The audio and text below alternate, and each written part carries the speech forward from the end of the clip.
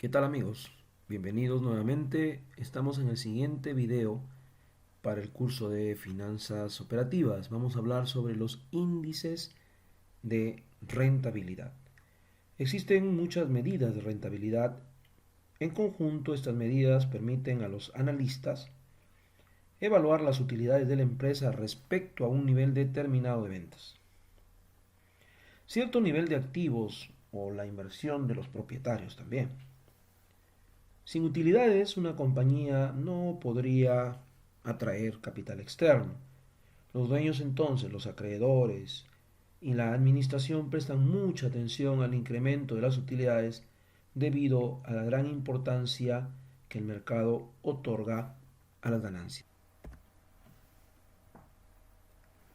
Una herramienta muy utilizada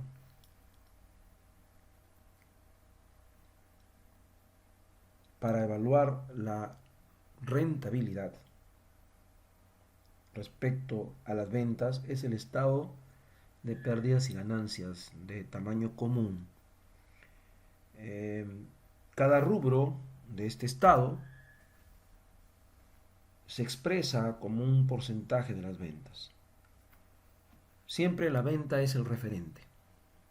Los estados de pérdidas y ganancias de tamaño común son de gran utilidad para comparar el desempeño a lo largo de los años debido a su facilidad para mostrar si ciertas clases de gastos tienen tendencias a la alza o a la baja, como un porcentaje del volumen total de los negocios que efectúa la empresa.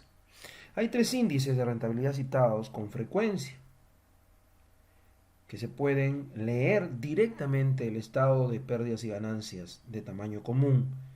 Es el margen de utilidad bruta, el margen de utilidad operativa y el margen de utilidad neta.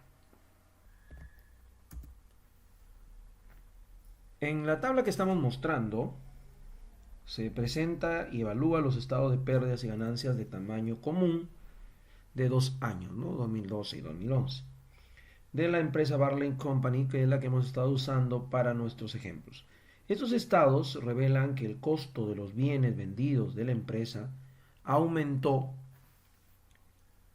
del 66.7% de las ventas en el 2011 al 67.9% de las ventas en el 2012, lo que deterioró el margen de utilidad bruta. Sin embargo, gracias a una disminución del total de gastos operativos, el margen de utilidad neta, noten ustedes aquí, aumentó, ¿no? Pasó de ser 11.8 a 13.6,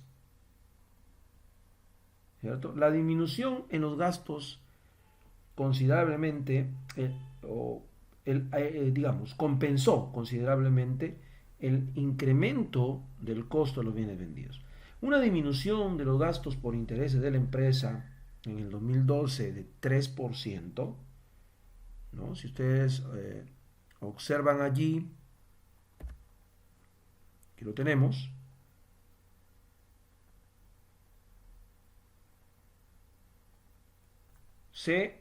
digamos, se sumó al incremento de las utilidades, ¿no? Entonces ven aquí que el margen total de utilidad neta pasó de ser 5.4% a 7.2%, ¿no? Algo sumamente interesante. Vamos a usar este ejemplo, claro, aquí ya está calculado. No olviden que todos estos valores son siempre referentes al ingreso de ventas, ¿no? Para ello, claro, estamos usando el estado de pérdidas y ganancias de la compañía Barling, de la empresa Barling Company, pero obviamente con los datos que están en los ejercicios anteriores. Para ello vamos a usar este dato que es importante, ¿ven? Por ejemplo, aquí si nosotros miramos 3.074.000, o sea, 2.088.000 sobre 2 sobre 3.074.000, eso es lo que nosotros miramos aquí con el porcentaje de 67.9. Y así todos los datos que vamos a necesitar trabajar. Empecemos entonces hablando del margen de utilidad bruta. El margen de utilidad bruta mide el porcentaje que puede dar de cada dólar de ventas después de que la empresa pagó sus bienes. Por eso dice ahí el porcentaje que queda de cada dólar de venta después de que la empresa pagó sus bienes. Cuanto más alto, obviamente, es el margen de utilidad bruta, mejor. El margen de utilidad bruta se calcula de la siguiente manera. A las ventas le restamos el costo de los bienes vendidos, o sea, el costo de la venta, y lo dividimos entre la venta. Eso es lo que nosotros llamamos margen de utilidad bruta, que es el común factor que se usa en la contabilidad, ¿no? Ese dato, obviamente, lo miramos aquí. Tenemos los 3.074.000 en la venta, le quitamos el costo y lo dividimos entre 3.074.000, que es el factor que ustedes están mirando en este dato 67.9, ¿no? Es el margen, perdón, 32,1, el margen de utilidad bruta. Entonces, repetimos, este margen de utilidad bruta, hemos tenido esta diferencia que es 986, ¿cierto? Y eso lo dividimos entre los 3.074.000. Y con ello obtenemos, en este ejemplo, 32,1%, que es el valor que ustedes están mirando en este gráfico correspondiente. Este valor se señala como el espacio de, digamos, el estado de pérdidas y ganancias de factor común, ¿no? Ya tenemos entonces nuestro primer indicador, que es el más simple y que generalmente es el que más se usa. Veamos ahora el margen de utilidad operativa. El margen de utilidad operativa mide el porcentaje que queda de cada dólar de ventas después de que se quitaron todos los costos y los gastos, excluyendo los intereses, los impuestos y dividendos. Representa de otra manera la utilidad pura, ¿no? Ganada por cada dólar de venta. La utilidad operativa es pura porque mide solo la utilidad ganada en las operaciones e ignora los intereses, los impuestos y los dividendos de acciones preferentes. Es preferible un margen de utilidad operativo alto, ¿no? Porque el margen de utilidad operativo se calcula de la siguiente manera. Tenemos la utilidad operativa, ya sabemos que esto no incluye para nada intereses, impuestos y dividendos, y se divide entre el total de las ventas, siempre es así. Entonces el margen de utilidad operativa, que es 418.000, acá, como ven, todavía no está afectada por los intereses. Esto entre los 3.074.000 tenemos 13,6, que es el que estamos mirando en este cuadro de margen de utilidad operativa del balance común, ¿no? Sencillo. Veamos el siguiente indicador, el margen de utilidad neta. Aquí sí se mide el porcentaje que queda de cada dólar de ventas después de que ya se dedujeron todos los costos y de gastos, incluyes intereses, impuestos y dividendos de acciones preferentes. Cuanto más alto es el margen de utilidad neta de la empresa, mejor. El margen de utilidad neta se calcula de la siguiente manera. Aquí cogemos todas las ganancias disponibles para las acciones comunes, ya esto deducido los impuestos, y lo dividimos entre las ventas, ¿no? En este caso, los 221.000 que ustedes miran acá, que es obviamente después, ¿no? Porque la utilidad operativa le quitas los gastos por intereses y te queda la utilidad netas antes de impuestos. Le aplica los impuestos, la utilidad neta después de impuestos y los dividendos de acciones preferentes y te quedan las ganancias disponibles para los accionistas comunes. Noten ustedes este detalle que justo es lo que vamos a necesitar dentro de un momento, las ganancias por acción, porque tomamos el número de acciones totales, por ejemplo en este caso 72.262 en el año 2012, y con eso obtenemos nuestro GPA, ¿no? Que lo vamos a ver medir dentro de un momento. Bueno, estas ganancias disponibles de 221.000 la dividimos entre los 3.074.000 y obtenemos el índice 7,2. Eso lo vemos aquí en el gráfico correspondiente. Aquí está el margen de utilidad neta.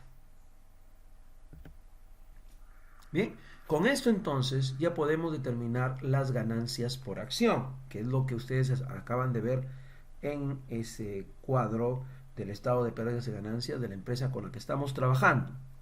Como ven,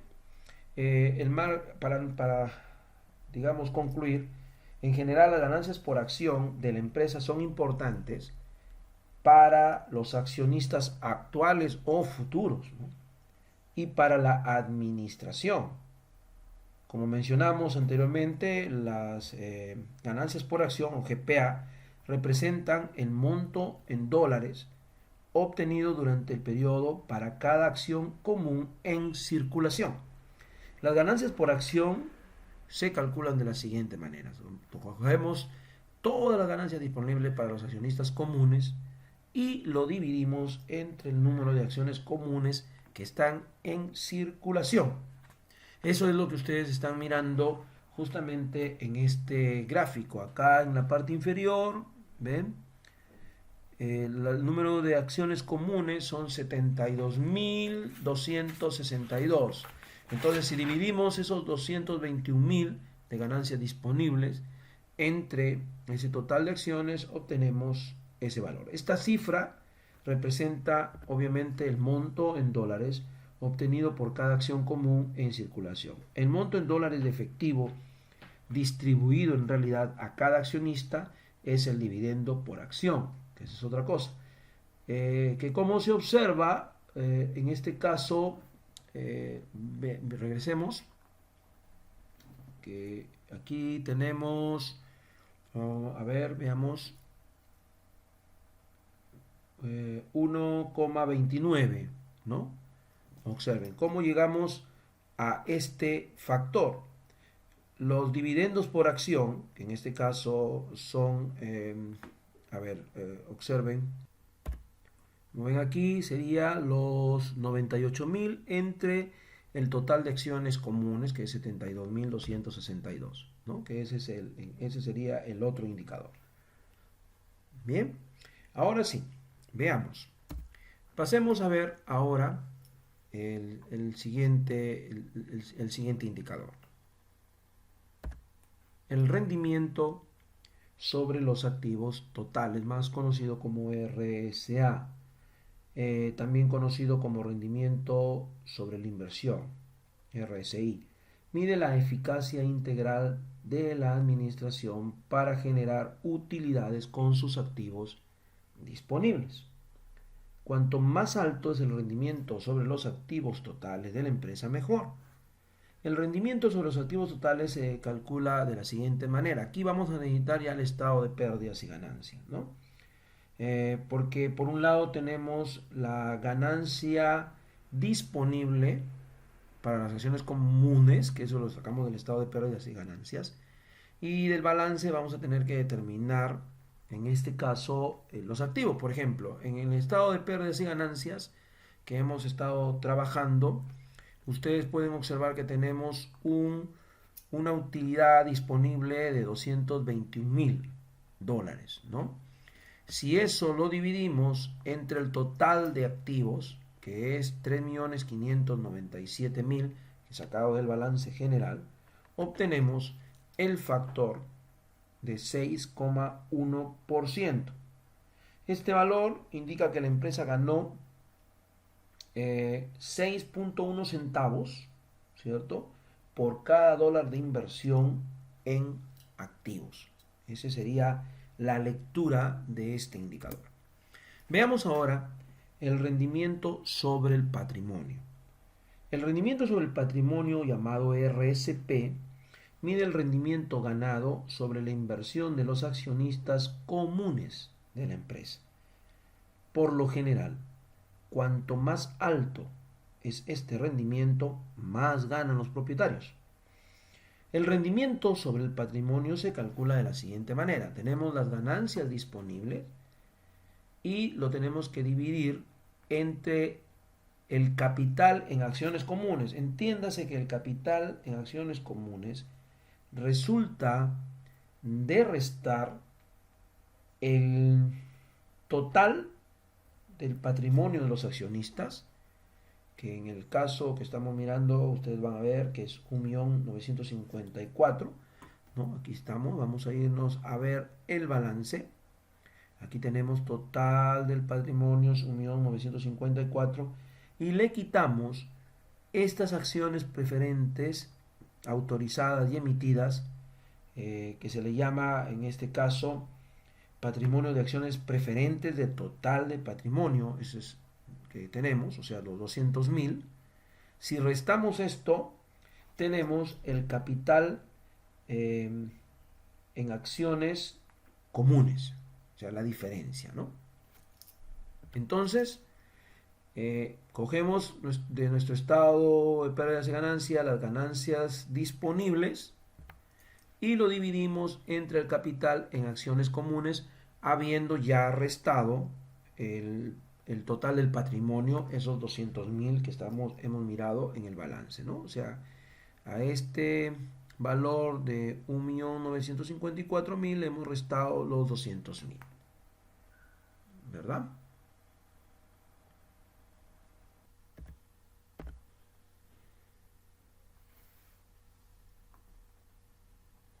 Ahora vamos a pasar a ver razones de mercado.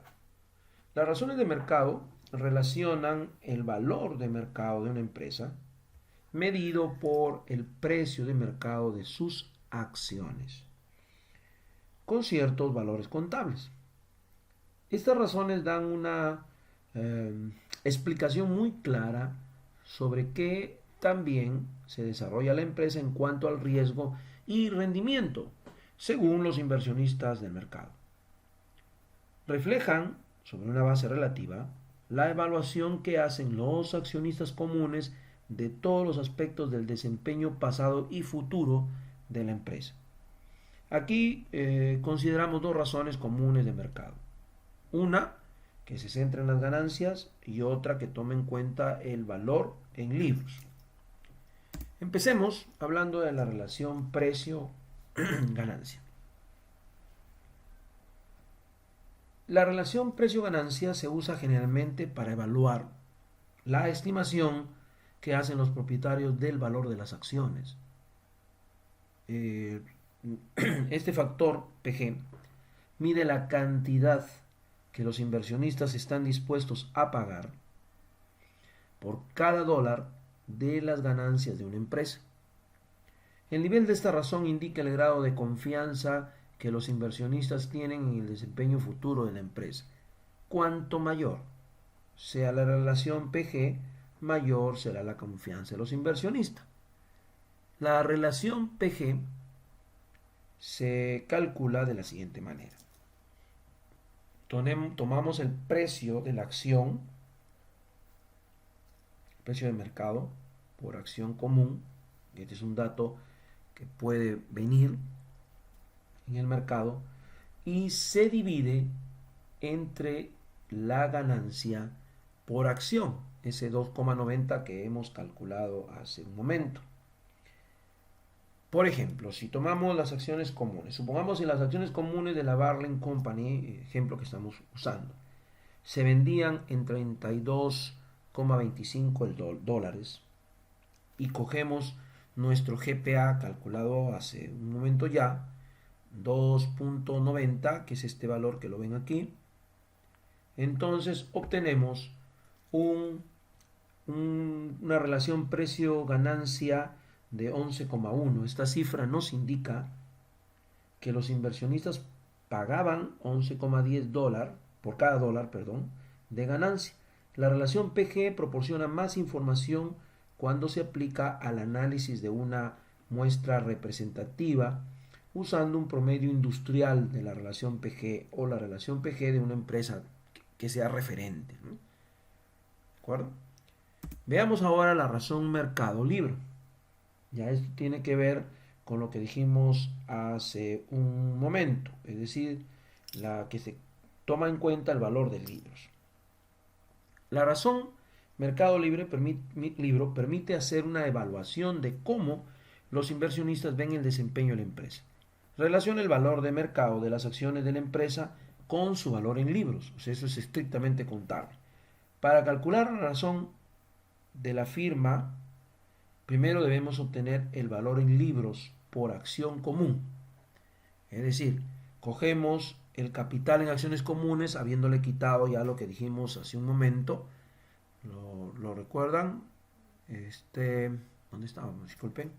Vamos al balance, aquí está. 1.954 le quitamos los 200, obtenemos entonces el capital en acciones comunes y lo dividimos entre el número de acciones comunes que están en circulación, que son, para el ejemplo que estamos dando, 72.262, ¿no? Y obtenemos entonces 23 dólares. La fórmula para calcular, entonces, cogemos el precio del mercado, que es, hace un momento lo hemos dado, 32,25, y lo dividimos justamente entre ese valor obtenido, ¿cierto? Al sustituir entonces el precio de las acciones, que es 32,25, entre el valor obtenido, 23 dólares, ¿cierto? Obtenemos 1.40. Analicemos ese valor, ¿no? Porque ¿qué significa ese valor 1.40? Significa que los inversionistas pagan actualmente $1.40 por cada dólar del valor en libros de las acciones comunes de la Barling Company. Las acciones de empresas de las que se espera un buen desempeño, incremento en utilidades, aumento de su participación en el mercado o lanzamiento de productos exitosos, se venden generalmente a razones de mercado libre, más altas que las acciones de compañías con perspectivas menos atractivas. O sea, en pocas palabras, las firmas de las que se esperan altos rendimientos en relación con su riesgo venden a los múltiplos de mercado libre más altos. Es evidente que los inversionistas ven perspectivas favorables para esta empresa, por lo que están dispuestos a pagar más que su valor en libros por las acciones de la empresa. Al igual que las relaciones precio-ganancia, las relaciones mercado-libro se evalúan comúnmente a través de una muestra representativa para obtener una idea de riesgo y rendimiento de la empresa en comparación con firmas similares. Muy bien, señores, llegamos entonces a nuestra autoevaluación. Le vamos a mostrar un estado de pérdidas y ganancias y un balance general de una compañía y les pedimos obtener el margen de utilidad bruta, de utilidad operativa, de utilidad neta, las ganancias por acción. Si alguien dice, oye, si no me dan el total de acciones, las puedo obtener si tengo ya ese dato. El rendimiento sobre los activos totales, el rendimiento sobre el patrimonio y la razón de mercado. Para ello, tenemos el estado de ganancia y de pérdida de una empresa técnica INC. Ahí tenemos algunos datos y como ven ya nos están dando las ganancias por acción, por lo tanto ya podemos obtener cuántas acciones comunes están en circulación. Tenemos el balance general y obviamente aquí termina con el estado retenidos, aquí el resultado final también del estado de ganancias. Con esta información que seguramente encontrarán en el muro, ustedes podrán desarrollar el ejercicio propuesto. Bien, muchachos, hasta la próxima. Gracias.